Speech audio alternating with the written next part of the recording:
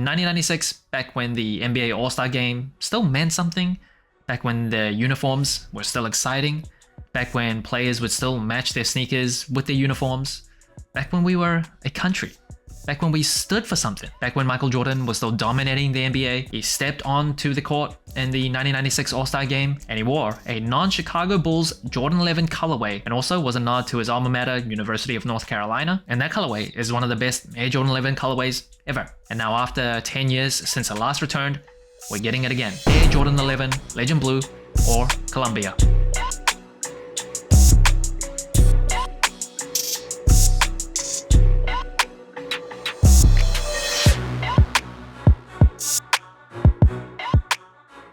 Now this shoe is dropping on December 14th for $230 in the United States.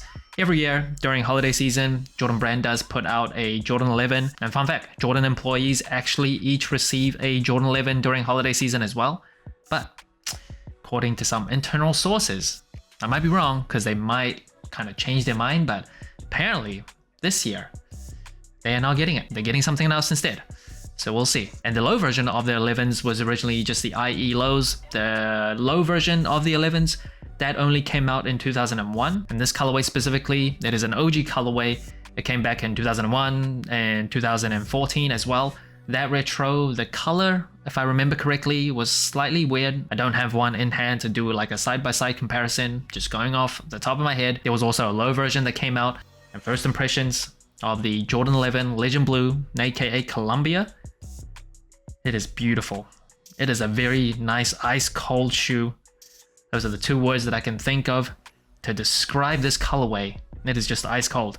An OG colorway, of course. It's not my favorite OG 11. The bread is still my favorite. The cool grays, it's not an OG, but it is a very, very nice colorway. Love that shoe. Honestly, there's a ton of nice Jordan 11 colorways, and this is one of them. This is still right up there. This just looks so nice. That crisp, sleek blue with a very clean white upper. It's not gonna age the best. It's gonna yellow over time, but out of the box, it is clean. It is just so cold. Now, originally this shoe was dubbed the Columbias, but they switched it to Legend Blue, I believe in 2014 when it came back, but a lot of people still refer to them as the Columbias. Regardless, these are just delicious blue. That's what I'm gonna call it. Now the materials on the shoe, this actually doesn't have the very distinct ballistic nylon mesh that you see on most general release Jordan 11s. It's just a leather upper. It is not a reimagining. This is true to the original form. And it also has the very distinct patent leather that you see on Jordan 11s, and that is inspired by Michael Jordan and Tinker Hatfield's desire to make the Jordan 11 more upscale, look more luxurious. So they decided to use the shiny aesthetic of patent leather. And the quality of the materials, the patent leather is pretty thin. It is not the greatest. And on the leather itself, it just doesn't feel very soft. It's not like super thin or flimsy, so that's good. But it just doesn't feel great to the touch. However, this lacing system, that is still mesh, and you get these rope-like laces. That is also pretty distinct for a Jordan 11. Now, no extra laces on these, just white laces out of the box for $230 in holiday season. They did not go with the holiday spirit. I would have liked some extra laces, maybe just blue. That would have been pretty cool. Black laces, I think would have looked really nice. But I must admit, white laces look delicious out of the box. I'm not too fussed. And then this beautiful, very simple tongue with the Jumpman Jordan that you see running down vertically across the middle of the tongue for the Space Jams. It has Jumpman Jam instead of Jumpman Jordan. But look how good that looks. That Legend Blue with the Jumpman in the middle. I love it. And I love the simplicity of not having like another extra tag or like anything else at the top of the tongue. And then on the inside of the tongue, of course, quality basketball products inspired by the greatest player ever. And on the heel of the shoe, again, very simple. You do see the 23 that is printed on the heel of the shoe for the gratitudes. And I remember, if I remember correctly, the Velvet Bread that just came out, they had like its own piece for that part of the shoe. This is just like printed on the heel, and then on the Jumpman, it is just embroidered into the shoe. And that was also its own piece for the gratitudes as well as the Velvet Bread. The Jumpman though, for the shoe at least, is pointing the right direction. I think the 2014 retro actually had it pointing the incorrect direction. And the booty of the 11s, again, very simple. Also, very delicious. Now the Jordan 11 does come with a Phylon midsole with a full length Nike Air unit. And this is the last shoe for Jordan Brand to use Nike Air.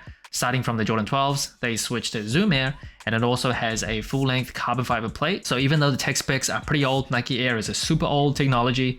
I love the full-length carbon fiber plate. I love the herringbone traction.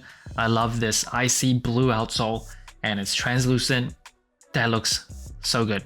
The Jordan 5 was the first Jordan brand shoe to start experimenting with icy outsoles, and it just started a beautiful, scrumptious trend. Oh, it looks good. Now the insole of the shoe, Nike Air branding, OG colorway, and it is a polyurethane insole.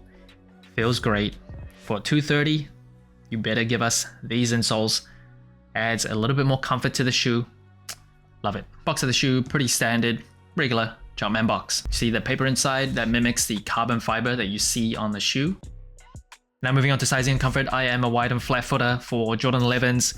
You could go true to size, but for me, I have found that in this toe box area, especially the pinky toe, does get kind of tight. Even if I try to break it in, I can slightly feel it. I did go true to size for like the Gratitudes and other 11s in the past, and it doesn't cause me to like not want to wear the shoe. But recently I've been feeling like going up half a size for the shape of my feet is probably just slightly better than going true to size.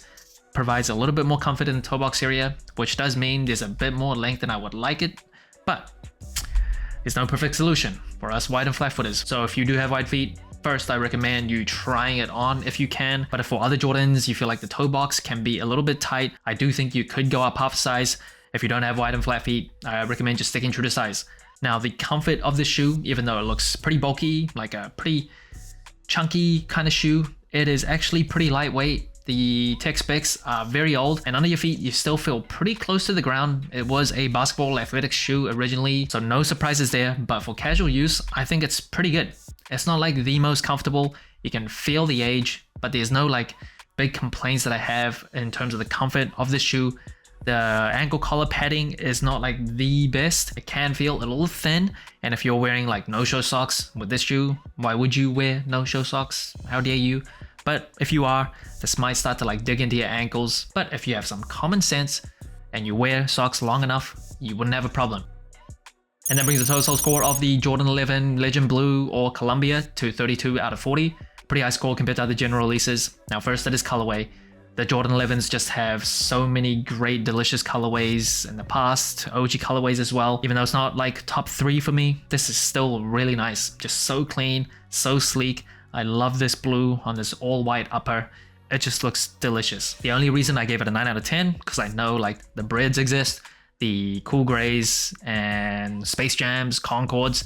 I know those colorways exist, so I couldn't give it a 10 out of 10, but it is close. It is really close. Now in terms of the materials, slightly disappointing here. The patent leather, it feels very thin. The upper, the rest of the leather feels kind of stiff, does not feel that nice out of the box to the touch. And considering you're paying $230 for the shoe, slight letdown. But it's not like trash, like garbage leather like you find on like Nike Dunks, like synthetic leather or anything. So it's not garbage, but I wanted something slightly better.